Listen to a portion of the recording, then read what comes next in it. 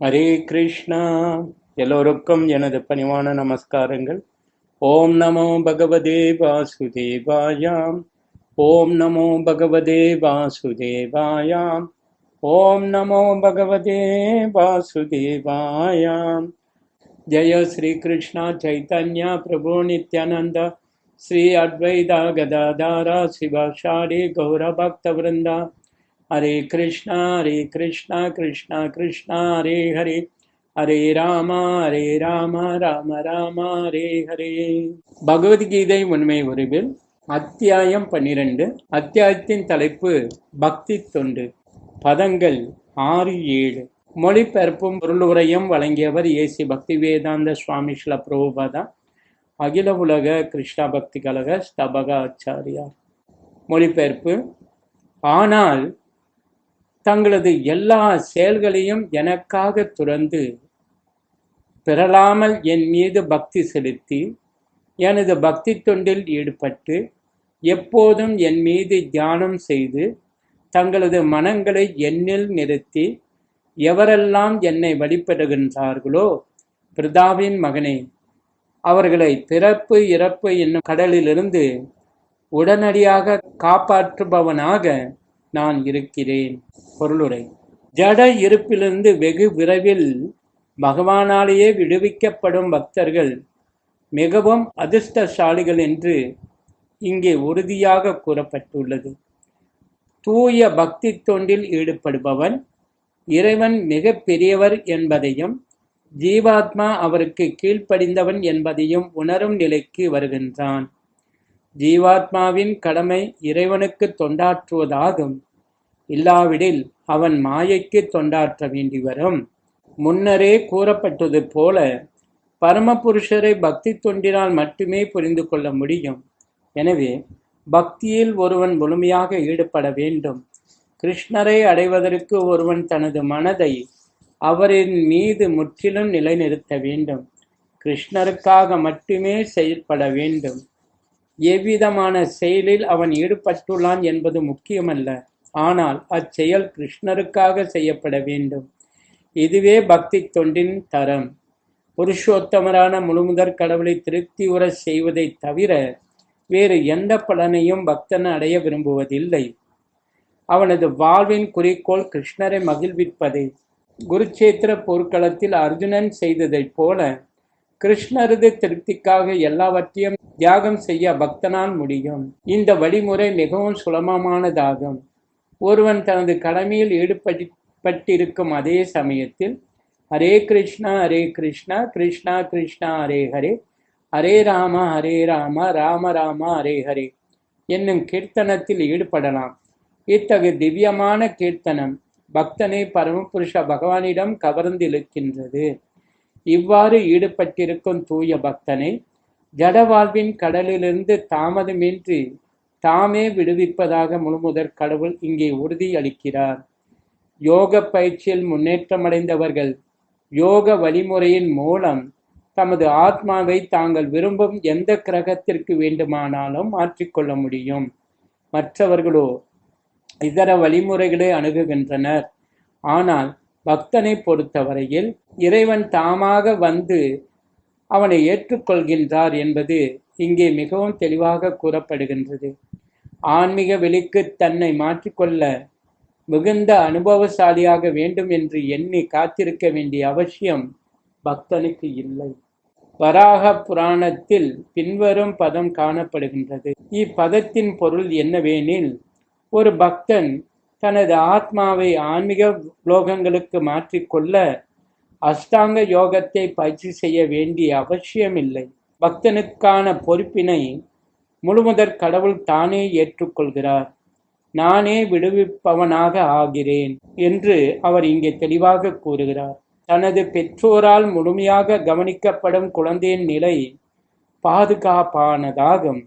அதுபோல ஒரு பக்தன் தன்னை பிற கிரகங்களுக்கு மாற்றிக்கொள்ள யோக பயிற்சியினை மேற்கொள்ள வேண்டிய அவசியம் இல்லை. மாறாக பெருங்கருணையுடன் கருட வாகனத்தில் விரைந்து வரும் முழுமுதற் கடவுள் பக்தனை ஜட வாழ்விலிருந்து உடனடியாக விடுதலை செய்கின்றார். கடலில் விழுந்த மனிதன் மிக கடுமையாக முயற்சி செய்தாலும் சரி, நீந்துவதில் மிக திறமசாலியாக இருந்தாலும் சரி, அவனால் தன்னை காப்பாற்றிக் கொள்ள முடியாது. ஆனால் யாரேனும் அங்கு வந்து அவனை நீரிலிருந்து தூக்கினால் அவன் எளிதில் காப்பாற்றப்படுவான். அதுபோலவே பகவான் தனது பக்தனை ஜட வாழ்விலிருந்து உயர்த்துகிறார். ஒருவன் கிருஷ்ண உணர்வின் சுலபமான வழிமுறையை எளிமையாக கடைபிடித்து தன்னை பக்தி தொண்டில் முழுமையாக ஈடுபடுத்த வேண்டும்.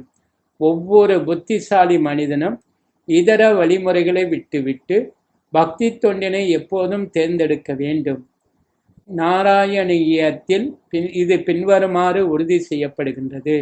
இப்பதத்தின் பொருள், ஒருவன் பல நோக்கு செயல்களின் பல்வேறு முறைகளிலோ மன கற்பனையின் மூலம் அறிவை விருத்தி செய்வதிலோ ஈடுபடக்கூடாது. பல்வேறு யோக முறைகள், மனக்கற்பனை, சடங்குகள், யாகங்கள், தானங்கள் மற்றும் இதர வழிமுறைகளால் அடையப்படும் அனைத்து நன்மைகளையும் முழுமுதற் கடவுளிடம் பக்தி செலுத்துபவன் தானாக அடைய முடியும். இதுவே பக்தி தொண்டின் விசேஷமான வரப்பிரசாதமாகும். ஹரே கிருஷ்ணா ஹரே கிருஷ்ணா கிருஷ்ணா கிருஷ்ணா ஹரே ஹரே, ஹரே ராமா ராம ராம ஹரே ஹரே என்ற கிருஷ்ணரின் திருநாமத்தினை எளிமையாக உச்சரிப்பதன் மூலம் பகவானின் பக்தன் சுலபமாகவும் மகிழ்வுடனும் பரம இலக்கை அணுக முடியும். ஆனால் வேறு எந்த அறநெறிகளாலும் அத்தகைய இலக்கினை அணுகுதல் இயலாததாகும். பகவத்கீதையின் முடிவு 18ஆம் அத்தியாயத்தில் கூறப்பட்டுள்ளது. ஒருவன் தன்னுணர்விற்கான இதர வழிமுறைகளில் எல்லாவற்றையும் துறந்து கிருஷ்ண உணர்வில் எளிமையாக பக்தி தொண்டாற்ற வேண்டும். இது வாழ்வின் உன்னத பக்குவத்தை அடைய உதவும். அவன் தனது கடந்த கால வாழ்வின் பாவச் செயல்களை கருத்தில் கொள்ள வேண்டிய அவசியம் இல்லை. ஏனெனில் அவனுக்கான முழு பொறுப்பையும் பகவானே ஏற்றுக்கொள்கிறார். எனவே ஆன்மீக தன்னுணர்வில் தன்னை தானே விடுவித்துக் கொள்ளும் வீணான முயற்சிகளில் ஒருவன் ஈடுபடக்கூடாது. சர்வ வல்லமை பொருந்திய முழுமுதற் கடவுள் ஸ்ரீ கிருஷ்ணரிடம் ஒவ்வொருவரும் தஞ்சமடைய வேண்டும்.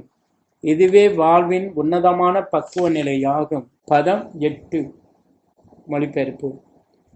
முழுமுதற் கடவுளான என் மீது உனது மனதை நிறுத்தி உன்னுடைய முழு அறிவையும் என்னில் ஈடுபடுத்துவாயாக.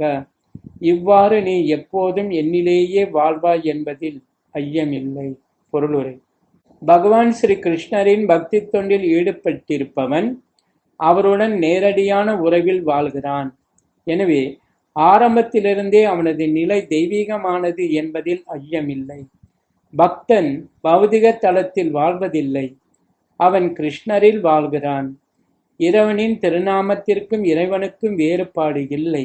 எனவே பக்தன் ஹரே கிருஷ்ணா ஜபம் செய்யும் போது கிருஷ்ணரும் அவரது அந்தரங்க சக்தியும் அவனது நாவில் நடனமாடுகின்றனர். அவன் கிருஷ்ணருக்கு உணவு படைக்கும் போது கிருஷ்ணர் அந்த உணவுப் பொருள்களை நேரடியாக ஏற்றுக்கொள்கிறார். மேலும் அவரது பிரசாதத்தை உண்ணும் பக்தன் கிருஷ்ணமயம் ஆகின்றான்.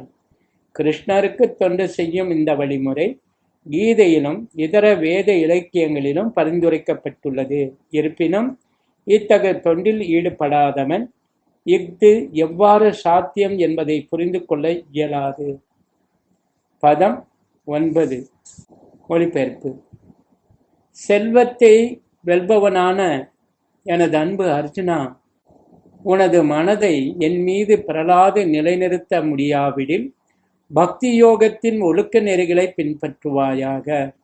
என்னை அடைவதற்கான விருப்பத்தினை இதன் மூலம் விருத்தி செய்வாயாக. பொருளுரை. இப்பதத்தில் பக்தி யோகத்தின் 2 வழிமுறைகள் குறிப்பிடப்பட்டுள்ளன. முதல் வழிமுறை தெய்வீக அன்பினால் பரமபுருஷ பகவானான ஸ்ரீ கிருஷ்ணரின் மீது பற்றுதலை உண்மையாக வளர்த்து கொண்டவர்களுக்கானது.